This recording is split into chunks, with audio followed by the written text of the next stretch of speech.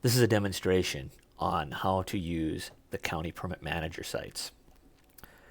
Once the people start using the permit applications, we manage them using the permit managers. You will need a username and password. You will need to remember what those are in order to access them. As you can see up here in the top, I'm already signed in, so you won't see my sign in page appear. It's just going to automatically take me there. But if you're not automatically signed in, then you will need to. All right, this is what our permit managers look like. There are a few basic features. You scroll in, scroll out to get to your desired location. You can click and hold and move the map. As you zoom in tighter, more layers are going to come on. As we get in tighter, you can see that the parcel data turns on.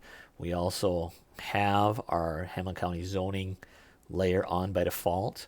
All of these can be turned on or off by using the layer list. So if I want to shut off the zoning, we do it right here.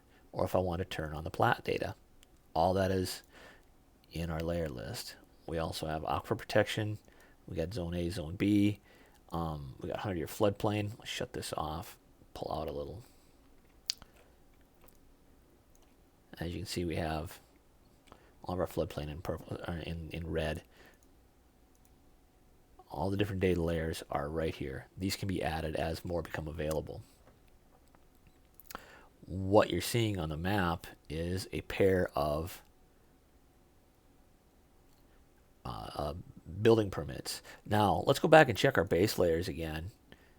And you can see that like building permits are in circles. Conditional use are squares. Variances are diamonds. And zoning changes are triangles. So this is a quick way to reference which type of application you are looking at. That's there. Measuring is really easy in this too.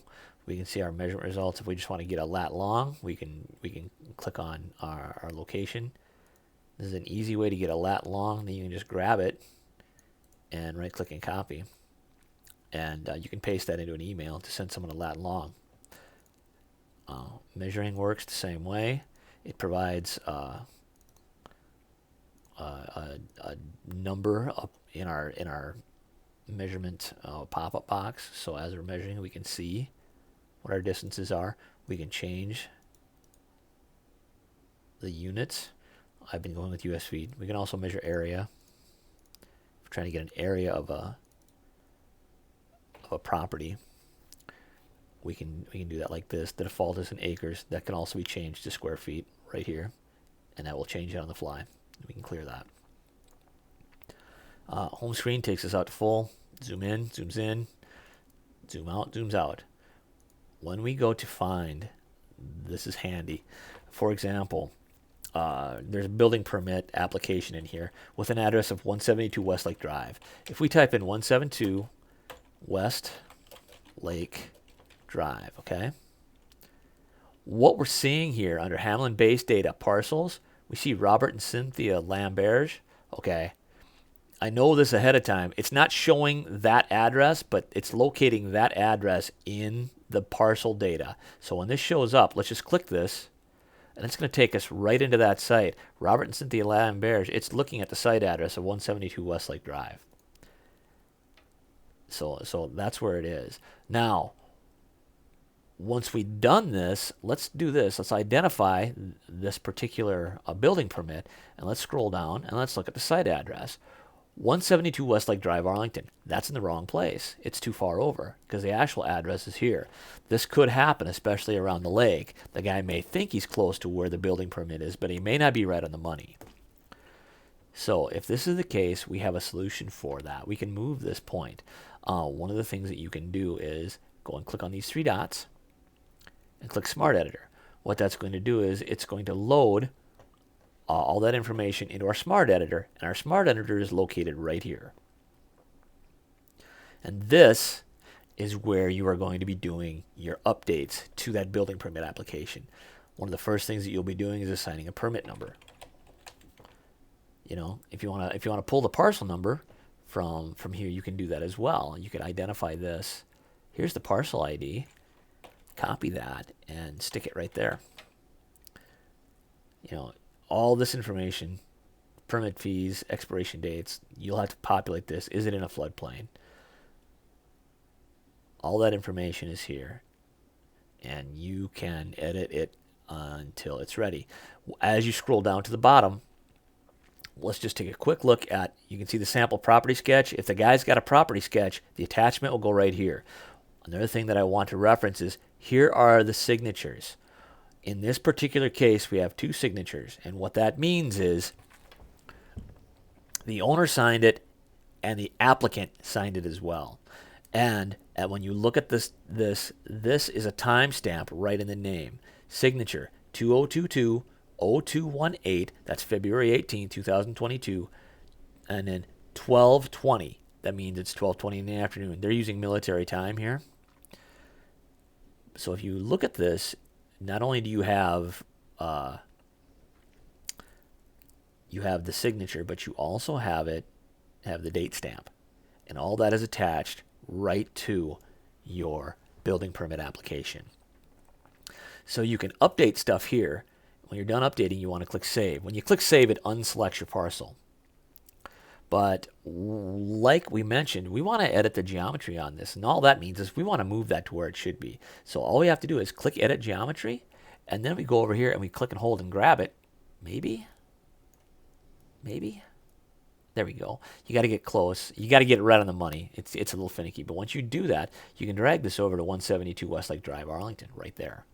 Okay, and once you've done that, when you save that, then it updates. Now, if we need to go back, we can click on this again, and it should load it back up in the parcel, in a smart editor.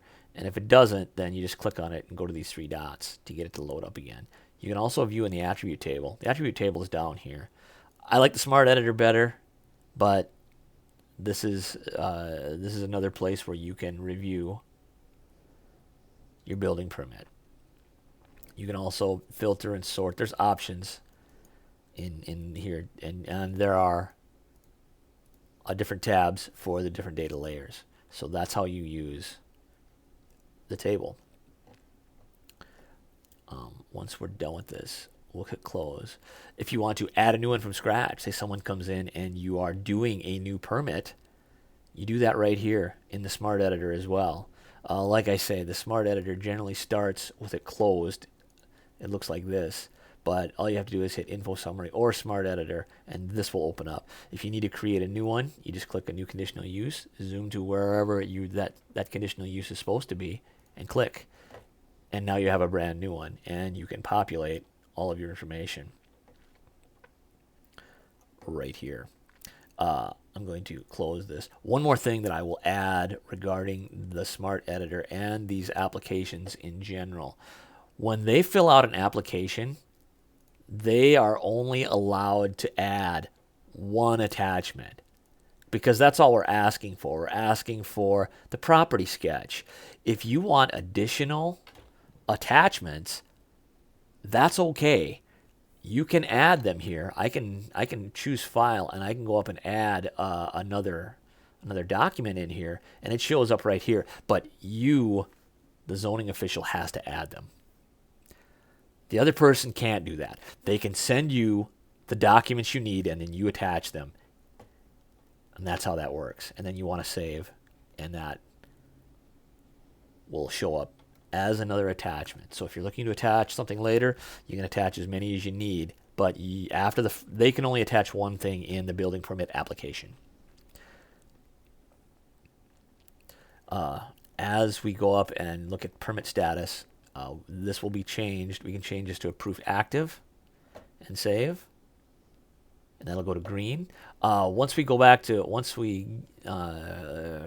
get done with this building permit, say it's done, it's completed, we change it to approved completed and save, and that's going to go to a tiny gray circle, and that way it's not as obtrusive when you're looking for new building permits. Let's talk about the info summary. This is a handy item just to get an idea of how many permits you have. Like right now, if we open this, we can see that there are two different ones out there. One's active and one's completed. This provides a quick reference to your permits. What you see here is this is the building permit number after you assign a building permit. This is the guy's name, and this is the status. So as you're going through these, you can click on them, and it's going to highlight them.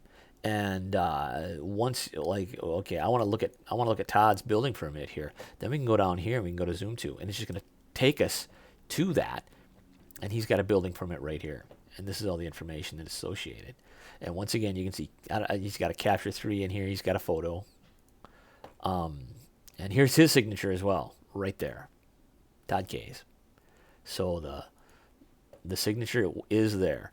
Once again, if you need to edit it, you just click on the three dots and throw that bad boy in the Smart Editor, and here it is. Now you can make edits to this building permit application. Once again, same thing. Edit geometry. You want to move it.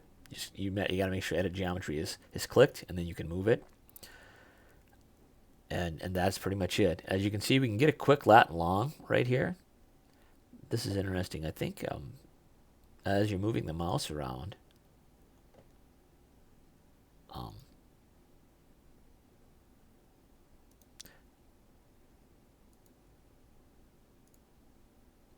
you can just use this to get it as a quick lat and long. I think the measure tool works better.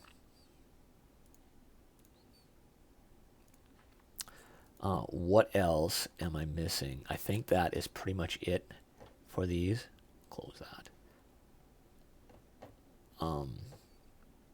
If you are out in the county using this on your mobile, My Location will track you.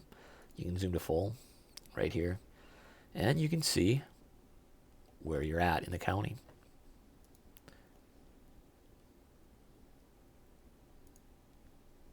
If there are additional questions, you guys know how to get a hold of me, but I think this should get you started into the basics on how to use this site, how to navigate through, how to attach documents, how to move your site, how to update your building permit application.